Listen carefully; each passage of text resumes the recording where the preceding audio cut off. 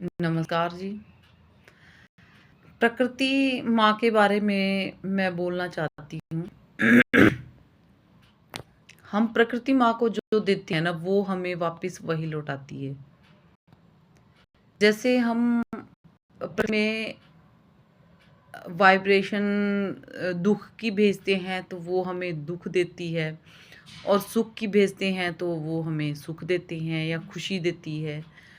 तो हम जितना भी नेगेटिव थॉट्स वातावरण में भेजते हैं, हम जितना नेगेटिव रहते हैं, उतनी ही हमें नेगेटिविटी मिलती है। तो दूसरे के लिए हम जो भी नेगेटिव सोचते हैं, तो वो हमारे ऊपर ही आता है, क्योंकि ये प्रकृति का नियम है, जो आप उसे देते हो, वो आपको वही लौटा देती है। तो प्रकृति को देख के आदमी शांत भी होता है, क्योंकि आजकल जो जीवन में भाग-दौड़ है और जो मानसिक परेशानियाँ हैं, तो आप जब कभी हिल स्टेशन पे जाते हैं, जहाँ पे प्रकृति का बहुत अच्छा नज़ारा देखने का है, जैसे पेड़-पौधे ज़्यादा हैं, झरने हैं, पहाड़ हैं, तो आप उनको देख के खुश हो जाते हैं। तो जब आप खुश होते हैं, तो आपको प्रकृति भी और खुशी देती है। यदि आप वहाँ पे भी जाके नेगेटिव थॉट्स आपके माइंड में है, नेगेटिविटी है, तो आप परेशान ही रहोगे, क्योंकि आप कहीं न कहीं नेगेटिव ही सोच रहे हैं, और यदि आप नेगेटिव सोच रहे हैं, तो आपको नेगेटिविटी ही मिलेगी। यदि आप वहाँ पे जाके अच्छा सोचेंगे, अच्छा कार्य करेंगे, तो आपके माइंड में पॉजिटिविटी आएगी।